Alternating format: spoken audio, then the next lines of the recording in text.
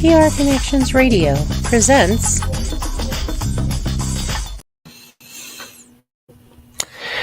Welcome to Vegas Hockey Hub here in the sports entertainment capital of the world, Las Vegas, Nevada, here on PRConnectionsRadio.com, the voice of new media. I'm your host, Ian Rickelli. So the Vegas Golden Knights, throughout the seasons, throughout Vegas's tenure as a hockey team, there has been some gritty back and forth. There has been some good battles, some good rivalries that has taken place here with your Vegas Golden Knights. But I want to propose a question, and I really want to break down said question. Who is the main rival of your Vegas Golden Knights? Who is Vegas's biggest rival so far in franchise history? Because yes, it is brief.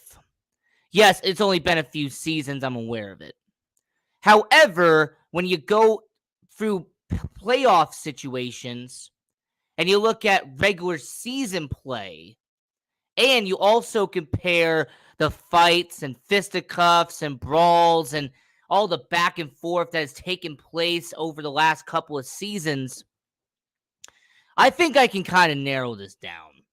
So here on Vegas Hockey Hub with your host, Ian Rickelli, I'm not going to give you just one per team that could be a main rival to Golden Knights. I'm going to give you 5. I will give you 5 potential teams that you could make an argument for as a main rival of your Vegas Golden Knights. And the first one you got to start out with is the Minnesota Wild. Now, the Minnesota Wild on the surface doesn't seem like a rivalry. They're out there in Minnesota. We're out here in Vegas. Nevada, Minnesota, the distance there, it doesn't seem like a potential rivalry when it comes to Minnesota and Vegas. But when you break it down and when you analyze how fierce the back and forth has been with the Minnesota Wild and the Vegas Golden Knights, you can make an argument here. You can also go back and analyze their playoff series back in 2021, which was a fierce first-round matchup between Vegas and Minnesota. A lot of people forget that first-round matchup, it wasn't an easy win for the Vegas Golden Knights. It was a tough and a very brutal back-and-forth matchup between Vegas and Minnesota. We could also discuss the history between Minnesota and Vegas, and more importantly, the players who have played for Minnesota and Vegas so far. I mean, we could talk about how the Vegas Golden Knights fleeced the Minnesota Wild during the expansion draft and took Erik Haula and Alex Tuch from Minnesota during that expansion draft. They had a 2-for-1 special. It was like a buffet. I mean, the Minnesota Wild got robbed by the Vegas Golden Knights during the expansion draft. Erik Haula became a solid middle six forward, had a 30-goal season for the Vegas Golden Knights before he got dealt out. And Alex Tuch was an upcoming prospect, a former first-round pick who blossomed and developed into a good quality superstar for the Vegas Golden Knights on their middle six before being dealt to Buffalo in the Jack Eichel deal and becoming Buffalo's hometown star out there at the Sabres. We could also talk about John Merrill, who is a current defenseman of the Minnesota Wild. He played his first couple of seasons of the Vegas Golden Knights organization before making a few pit stops in Montreal and Detroit, is now a Minnesota Wild. You could also look at Marc-Andre Fleury. Marc-Andre Fleury was the face of Vegas the first couple of years. Marc-Andre Fleury was the backstop, the bone, the catalyst, the backstop of the Vegas Golden Knights, and he is now their goaltender in Minnesota. And not only their starting goaltender in Minnesota, but is the goaltender who's helping them get into the playoffs both years he has been in Minnesota.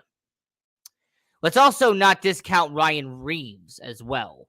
Ryan Reaves spent a few years here in Vegas and is now the enforcer on the fourth line for the Minnesota Wild. So there's a good amount of players who have played for both teams. Brad Hunt, a defenseman for the Vegas Golden Knights. He spent 2 years here. He got dealt from Vegas to Minnesota back at the 2019 NHL trade deadline. So as much as people don't want to see the connections here, you could make an argument that due to their very but it's live, folks. Anything can happen.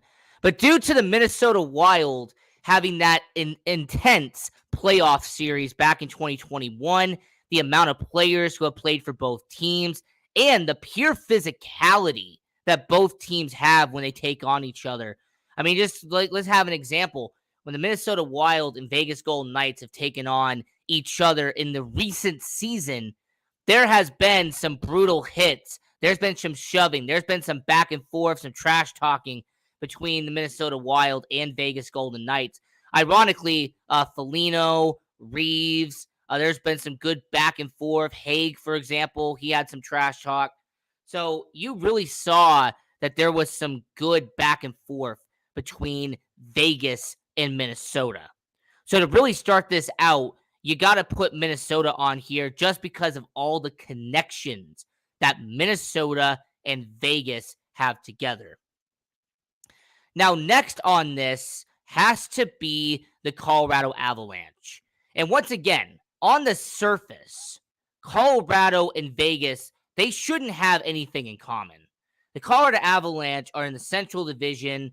The Vegas Golden Knights are in the Pacific Division. They don't really play each other as often because they're not in the same division. So how could these two be rivals, you say? How could Colorado and Vegas have a rivalry at all, considering their lack of experience playing against each other in the regular season? Well, it's not the regular season that you could say is the rivalry. You could say it's the playoffs that is a rivalry, something that you could mention to the Vegas Golden Knights, and that is dating back to the 2021 second round, where Vegas and Colorado had one of the most intense and one of the best back and forth rivalries of the 2021 playoffs. And we also saw that they were the two best teams all year around. I mean, the Colorado Avalanche won the President's Trophy that year. Vegas had the second best record in all of hockey. So that playoff in 2021 was sort of like whoever won that matchup was declared as the best team in the West heading into the Western Conference Finals. And of course, Vegas won the matchup. We all know what happened. Vegas beat Colorado and moved on to the Western Conference Finals to take on the Montreal Canadiens.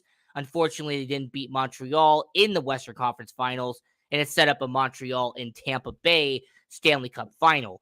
But this series really showed the physicality and really the brutality that Colorado and Vegas have had in the past. Let's also not forget that the Colorado Avalanche and Vegas Golden Knights, they might not be in the same division, but in terms of proximity, in terms of distance, Colorado and Vegas isn't that far off from each other.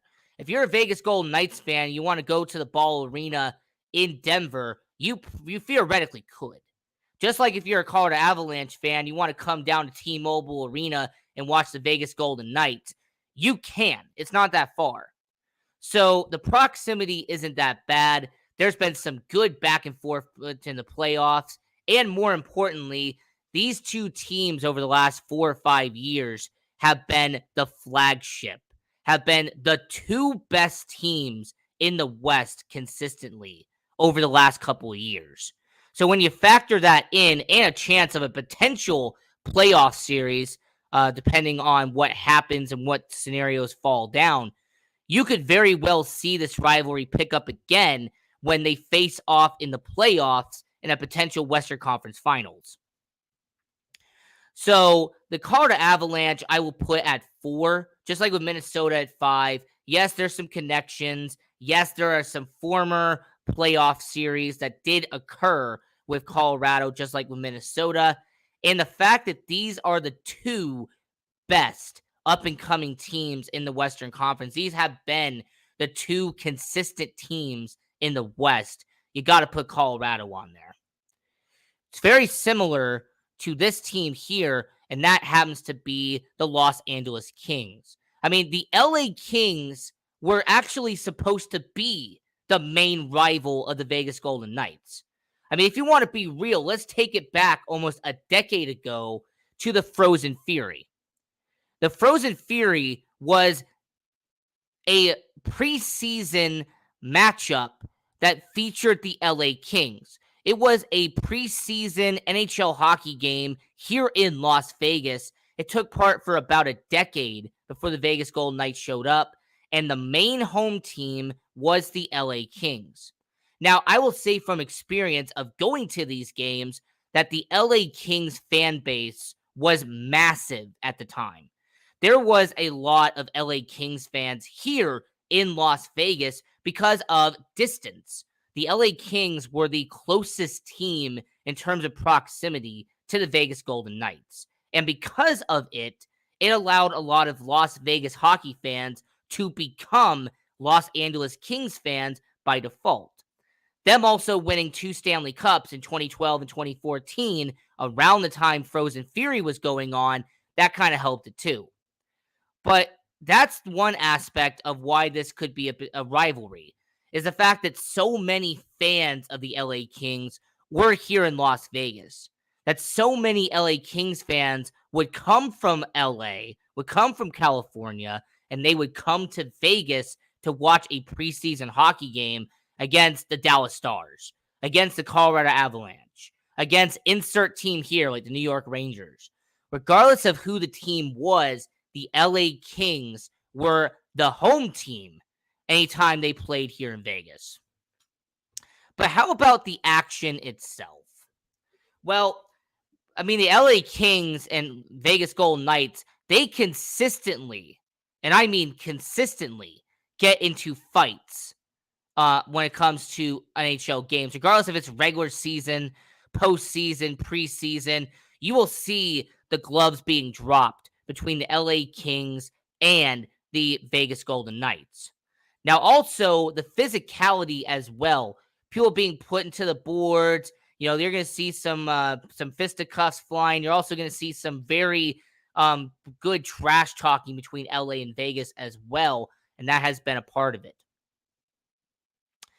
I also want to mention the postseason between LA and Vegas, because year one of the Vegas Golden Knights campaign, their first round matchup was against the LA Kings. And there was this infamous quote from Drew Doughty where he literally undervalued the Vegas Golden Knights and thought that it would be an easy first round matchup when they had to take on Vegas. Well, not only was it not an easy matchup, the Vegas Golden Knights essentially dominated and moved on very easily from the LA Kings in the first round. I mean, the LA Kings didn't really get a single game in dominating fashion.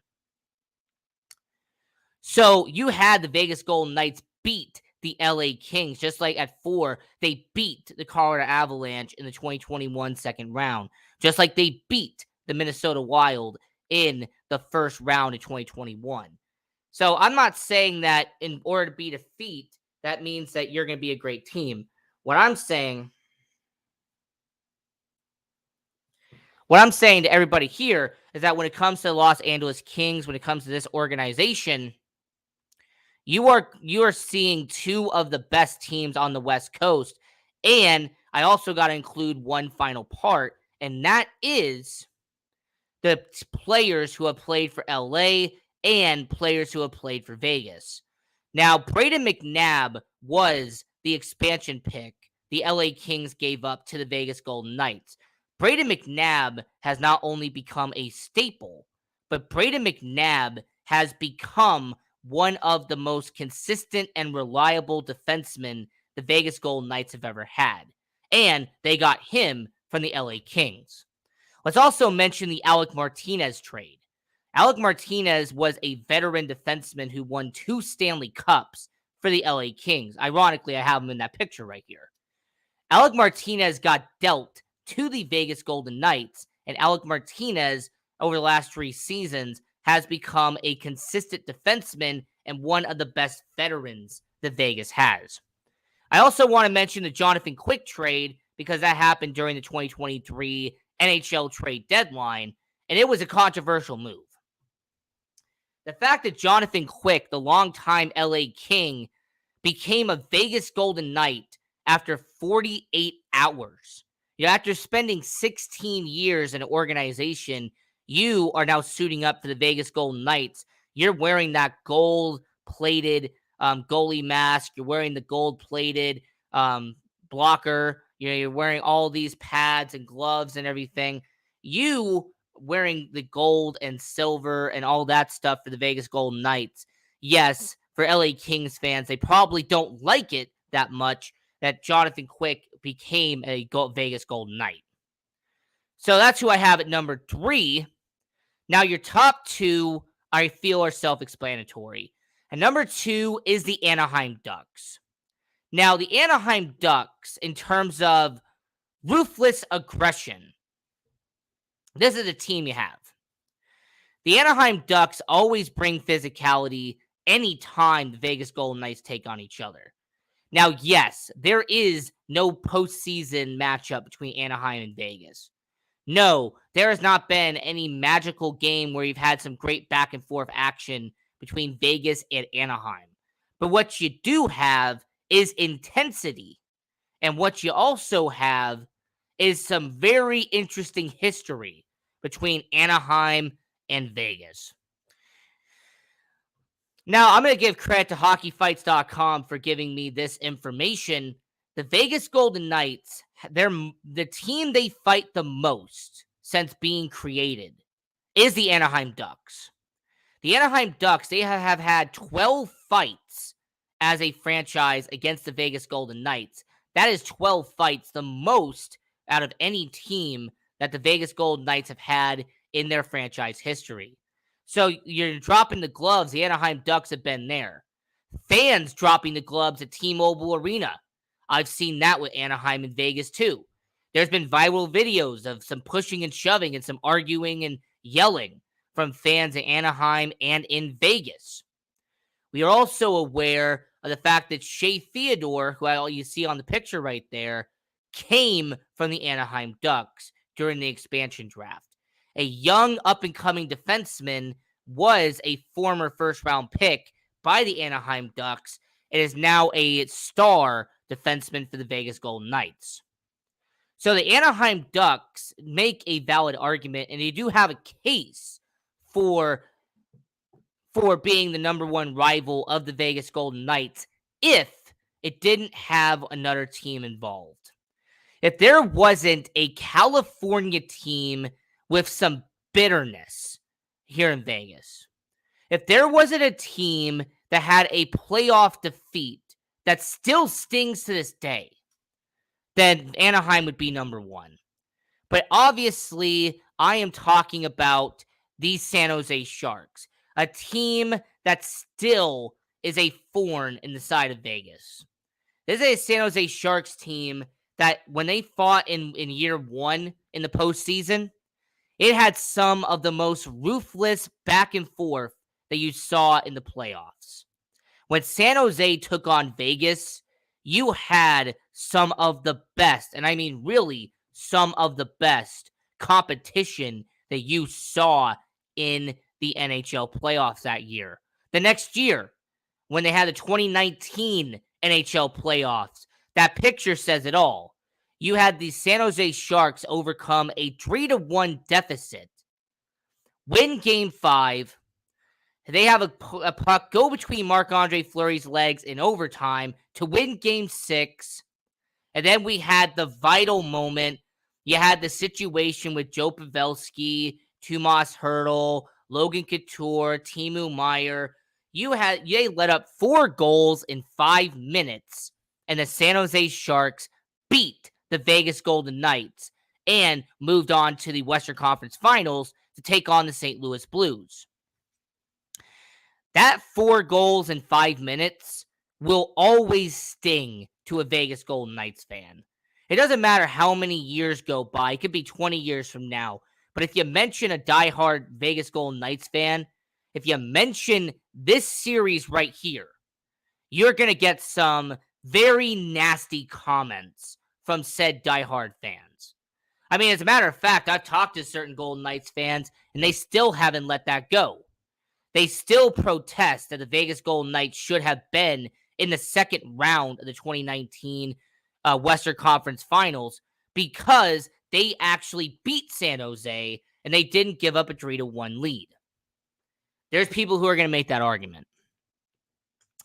I mean, we can also discuss the fact that the San Jose Sharks in the 2022 season eliminated the Vegas Golden Knights from playoff contention.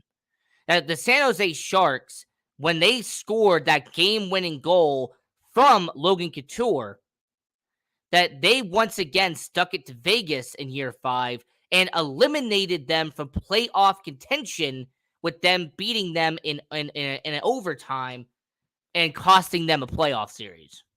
So the San Jose Sharks not only beat them in year 2 in a 3-1 comeback, not only did they have a brutal year 1 playoff series in round 2, but the San Jose Sharks eliminated Vegas in year 5.